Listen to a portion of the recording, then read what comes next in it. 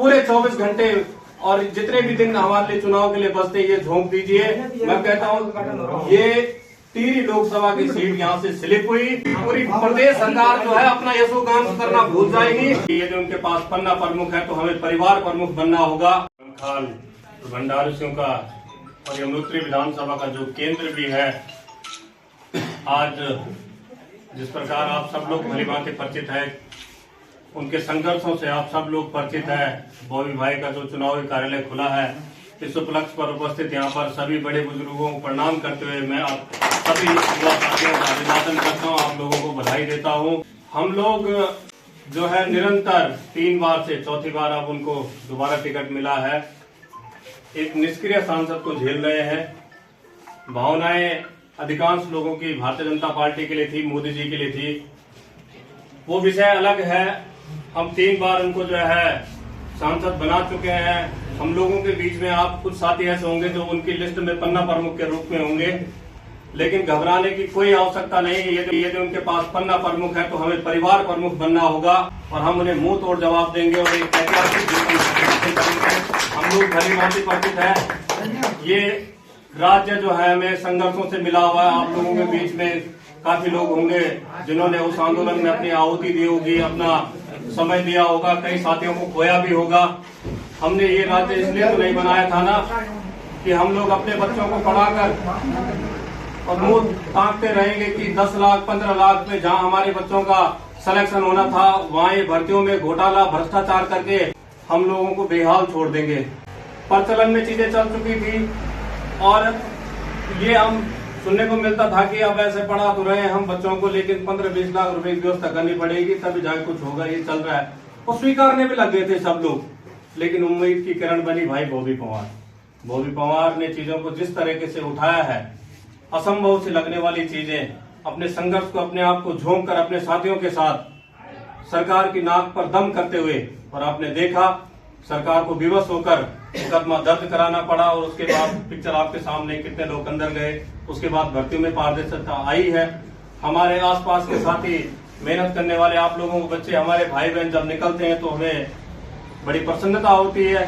परिणाम आप लोगों के सामने है, लेकिन इस बात की कोई गारंटी नहीं है कि हम लोग अगर चुप बैठ गए तो ये फिर से वही करप्शन स्टार्ट न कर दें और अपनी सेटिंग करना स्टार्ट न कर दें।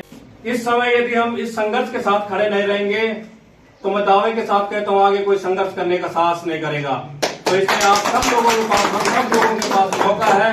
ये 17-18 दिन अपने जीवन का पूरे 24 घंटे और जितने भी दिन हमारे लिए चुनाव के लिए बचते ये झोंक दीजिए।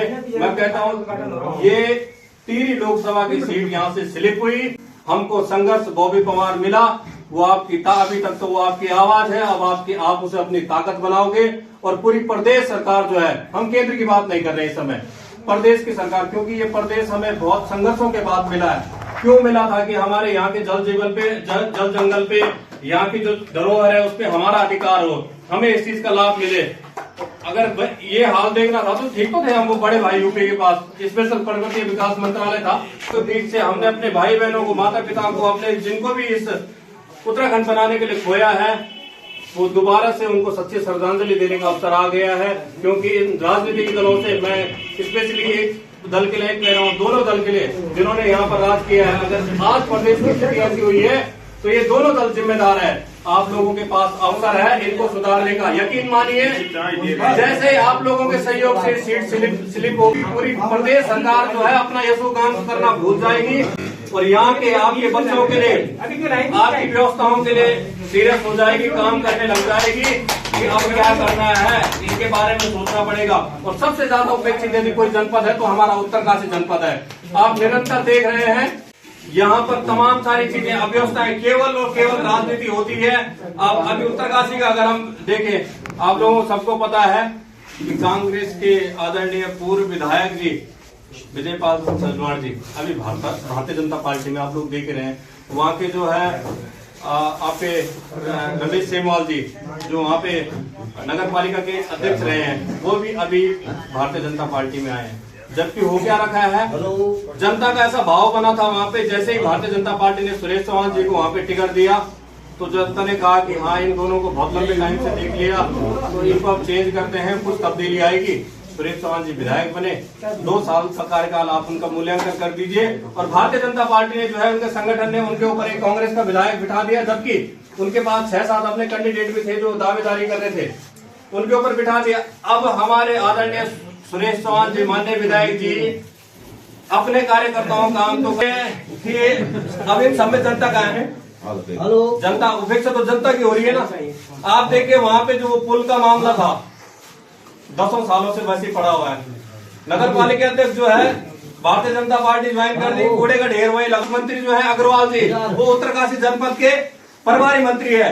तो जब वो अपने पद पे थे, उनको अपनी गाड़ी है, उनकी गाड़ी के नीचे घुस जाते ना, बोलते पहले ये यहाँ से कूड़ा हटवाए साहब, तब अपना ये सुहांग रचाना। यहाँ आदरणीय मुख्यमंत्री जी, उन्होंने अभी 13 जनपदों में अपना ये दीदी पुली कार्यक्रम आयोजित करवाया और सरकारी धन से अपना यशोगान करवाने के लिए आप कोई भी आप अपने आपस में कोई भी अलग अलग जनपदों पे आरटीआई लगाइए, आपको पता लग जाएगा कि लाखों रुपए का फूल जो है इन्होंने अपने ऊपर डलवाया था। तो इसलिए हमने ये राज्य बनाया है क्या, या इसलिए ये सरकार चुनी थी? आप सब जानते हैं कि धामी जी को जो है वो हार गए थे अपना चुनाव, लेकिन एक जन भाव ने भी सोशल मीडिया के माध्यम से अलग अलग माध्यम से ये कहा था होगा कि यार इनको बना लो, इनके कारण इनकी सरकार आई, हार गए तो कोई बात नहीं, ये प्रदेश के लिए सीरियस होगा। तो आप बताइए कि आज वो है सीरियस, इस प्रदेश के लिए सीरियस है। और एक बात और कहना चाहूंगा मैं, फिर ज्यादा समय न लेकर, इस टिहरी लोकसभा की जो ये 14 विधानसभा क्षेत्र इसके अंतर्गत आता है, इसमें जनता कहीं नहीं है। भारतीय जनता पार्टी के विधायकों को टारगेट दे रखा है कि आप लोग 70%, 80% वोट दिलवाओ। उन्होंने कहा कि नहीं महारानी साहिबा, हम आपके बूथ पे पिछली बार 71% रखा था, इस बार 81% रखेंगे। जनता कहीं नहीं है।